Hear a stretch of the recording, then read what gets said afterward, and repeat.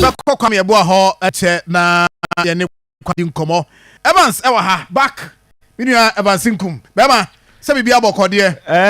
nyame adɔ me ho na hɔ yɛ ɛfa ɛkyerɛ hɔ no mikodi sorry mikodi koko okay ntina mbisa sɛ hɔ yɛ right man koko ona reporting no no na Mpasaaso report by in fact Afano Southwest na asɛmnisi yes yɛse nipa baako ahwɛ ne nkwa ɛde na si miɛnsa apira na yɛse killers ahyia wɔ Mpasaaso nti minim killers baby kwame yɛboa wɔ hɔ kwame nso deɛ on deɛ ha kra ne deɛ kwame owie bi ekɔ kra no kwame Macho ɛte sɛn wako na Mpasaaso eze Mpasaaso krache yɛnkɔe na ɛdeɛ na asi me Mpasaaso minim hɔ paa o minim hɔ paa nti videos a woyi nyinaa ma who street crowd me chini ama chese sɛ me wɔ Mpasaaso number 2 ɛwɔ Ahafo Southwest na deɛ tɛ ne sɛ ɛnora ɔmo se bɛ 3 pm hɔ ɛna ɔmo sɛ killer crash bi asi ɛwɔ Mpasaaso ha ama ɛnam so kra me ka sɛ nipa baako awu ɛna tuo so ɔmo toyɛ aka ɔpemfo baako a ɔno so esi a yɛso ɔda Tepa government hospital na tekopa yɛ ne sɛ ɔmo se 3 days ago ɛna Mpasaaso forest yɛse killers no na ɔmo wura forest ni ma ɔmo ɛbɔ chainsaw operators ho ban ɛma ɔmo twa ennua no de kɔ na according to nkyerɛmu no ɔmo kyerɛ sɛ saa ennua no ɛwɔ forest no ɛyɛ nsase a yɛtwitwa ma akuafoɔ bi ma ɔmo edua nti afei na nnua no ayɛ akɛse a ɛsɛ nka aban ebetwa na otwa akuafoɔ no ka na wowɔ ha wobɛhu sɛ killers no aba ya ɔmo ɛne chainsaw operators bi ɛnam nti sɛ ɔmo ba saa na ɔmo wura forest hɔ a ɔmo musa sɛ hwan koraa na ebi a hayɛ ne dea deɛ ɔmo bɛhwɛ ne sɛ ɔmo twa ɛde ka elodi kɔ nti ɔmo kyerɛ sɛ 3 days ago no ɔmo ɛkɔ forest hɔ ya na ɔmo etwa ɔpanyin bi deɛ nti ɛkɔba saa no ɛna yɛsɛ ɔpanyin no ɔne n'abusuafoɔ yɛ sɛ ɔmo ɛkɔ hɔ ma ɛnam so kora ma yɛsi kuromafoɔ boys ni bi kora di akyire kɔɔyɛ ma ɔmo akɔtaake boys no bi yɛ ɔmo yɛ killers no nti ɛnoa for revenge no ɛna killers no so ɛba Mpasaaso kurom a na kwasɛm no sɛ ɔmo baeɛ no sɛdɔn ɔmo kura atuo yɛ a yɛ pump action gun no bi ɛna asɛ sɛ ɔmo ɛde wura kuro no mu a ɔmo baeɛ no kuro no ahemfie ɛna ɔmo first target oyɛ si a ɔmo number 2 ahemfie a ọmọ sẹ efie wọn ni ẹmọ nyinaa bẹ. ẹnu na mi hwẹ yẹ kwa mi hu sẹ si a mi yẹm kyẹ sẹ ẹnu yẹ dẹ wey the desktop computers ọhún. obi dan mu computers no na ẹwọ ahemfie wa bi efie a ọba ọmọ sẹ efie wọn ni ẹmọ nyinaa including ọhima na nkasa koraa ne dan na ọdam no ọmọ asẹ ẹdam wọn ni ẹmọ nyinaa na anigye sẹ na wọn mu sẹ yẹ sẹ ọmba yẹ na ọhima ni hɔ according to nkyerɛmu na ọmọ kyerɛ sɛ ọhima no wɔkyɛ ne n'akyi kakra ɛsɛ ɔkɔ aburokyerɛ nti ɔmo ba efie hɔ asɛ bɛyɛ 3 pm ɛnu awia no na sɛ ɔhema no ɛni fie hɔ sɛ ɔmbɛto obi deɛ asɛ dɔn adeɛ a ɔmo ayɛ no wɔ fie hɔ no nka meyɛ sure sɛ baa na yes I mean pictures are here videos live on our Facebook page Akoma 87.9 amanfoɔ dɛm nneɛma nyinaa na egu abɔnten come on sɛ dɔn ɔmo ahyɛ sɛ ne nyinaa na ɛhɔ no yɛsɛ ɔmo si ɔmo nyina so nyinaa no sɛ ɔmo no ba area ha na ɔmo etwa nnua na ɔmo san protect illegal chainsaw operators no ɔhema no there was once a time a ɔma polisifoɔ kɔ ɔmo so ɛkɔ attack ɔmo nti sɛ ɔmo ɛnɛ sɛ ɔmo asan nya second attack a na sɛ ɔmo ba revenge a na ɔhema no fie mu ɔmo suspect sɛ ɔhema no na ɔhema no ɛna sɛ ɔmo soma boys no ma ɔmo ba attack ɔmo killers no nti ɛno sɛ ɔmo ba yɛ no ukɔ nkonwa fie a anasɛ nkonwa dan a ɛwɔ ahemfie hɔ no a ɛno nkoa ne ɛdan a ɔmo ntumi anwuram ɛno koraa no ɔmo tra yɛ because of nnadeɛ gate ɔmo de akɔva ano no nti no mahu saa dan no ɛmpakyɛ mo ma nkɔ akyi kakra mahu saa dan no na ne ɛkyɛ sɛ main gate no koraa no a entrance hɔ no ɔmo de ɛna mahu sɛ ɔmo de adeɛ abobɔ mu a sure ɛno ɔmo sɛ ɔmo de akuma na twitwa come on nnadeɛ no mu saa no nti wohwɛ gate no ɔmo de asɛ yɛtwitwa mu ɔmo ɛde ɛbaayɛ sɛsi yɛ mi kɛsɛ polisifoɔ efiri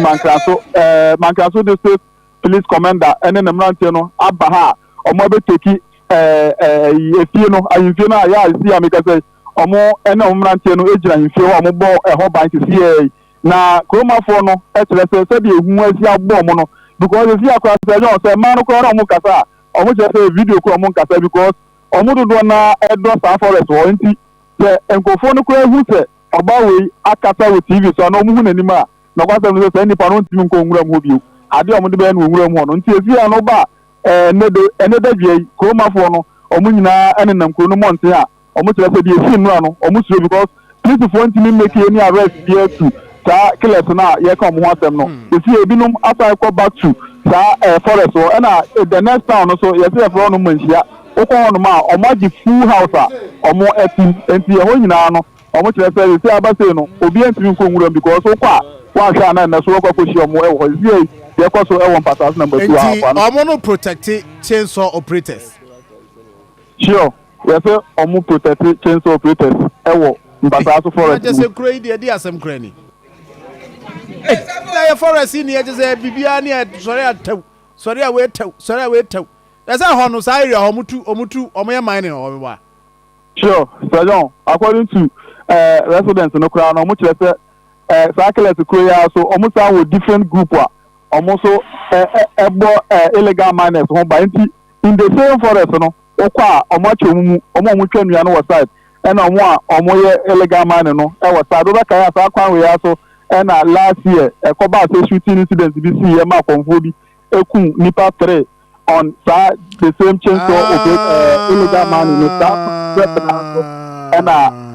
ɛnɛ saa de wei asi no because woba wobɛhu sɛ forest no ɛdɛm saa ɛkɔ kɛpa side hɔ nti yɛsɛ ɔmo ba a ɔmo mbusa sɛ bi a aha yɛ hwan deɛ na wɔn nso ɔmo awuram ɛne ɔmo gas no na ɔmo asase atwa nnua no lodu kɔ ɛna akɔba ama crash yɛ si nti yɛsi a yɛkasa yi deɛ wobɛtumi akɔnfɛm sɛ nipa baako awu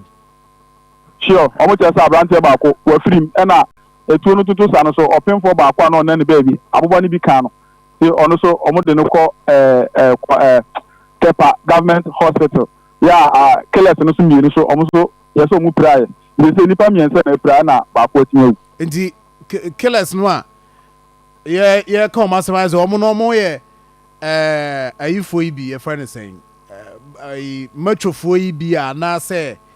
wɔn deɛ because killers no saa term no na mpɛ sɛ yɛte aseɛ sɛdeɛ bɛyɛ obi a ɔtie yɛbɛte aseɛ killers asɛm a yɛka no ɔmo yɛ hɔ anoma mema ba ha behu saa nkɔfoɔ no bi da ɔmo nyɛ nkɔfoɔ a wobɛka sɛ ɔmo abɔ bebree saa but wohwɛ nneɛma egu ɔmo ho no a ɔmo ba ɔmo ansere ne saa nneɛma no yes I yɛfrɛ ɔmo killers yɛso ɛno akora no mmerante no bi yɛ sɛ ɔmbɛtwitwa baako sekan yɛ so wotwa sekan no a ɛnkɔ nti saa nipa no so ɛfa sekan a ɔno so ɔkɔtwitwa akrakye baako a na ogyina obi sɔ anim a ɔtɔ adeɛ ɛma saa nipa no so koraa no yɛsɛ ɔda mogya ma anya asɛm ketewa nti ɔmo no wotu ɔmo tu a ɛnkɔ ɛna otwa ɔmo sekan according to residents no yɛsɛ mmerante no nnuro ɔmo adi ne nneɛma egu ɔmo ho no ɛnya asɛm ketewa nti sɛ adeɛ akyi ɔmo de moto ne etuo na ɔmo twam ɛkɔba saa ɔmo protect ɔmo nua Everybody nyankopɔn anyway kwame nti brante baako awu ɛna nipa mmiɛnsa pira na ɔmo no killers na ɔmo piraeɛ no ɔmo wɔi ɔmo piraeɛ no obi a wɔde sikandro adi tu aduro deɛ ne pira no sɛnɛ ɛno ne asɛm no sɛ ɔmo kyerɛ sɛ tuo no ɛne sekan twitwa no a na ɛwɔ mu no ɛna ama saa ɔmo nkɔfoɔ mmienu no atumi apira ɛna ɔpemfoɔ no ɔka ho no wɔani abaa duro nti abaa kora tumi pira wo ɛno saa wo saa ne yɛto boɔbɔ koraa hwɛ atumi boɔ no koraa so tumi yɛ wade kwame yɛ no ɔhwɛ wo so yie pakyɛw why medase ɛberɛ no ntimi yɛmfa si a yɛbɛ follow up the story na midday deɛ yɛbɛpiem aba biara no wode ama yɛn but wobɛ sisi a woyɛ Facebook page Akoma 87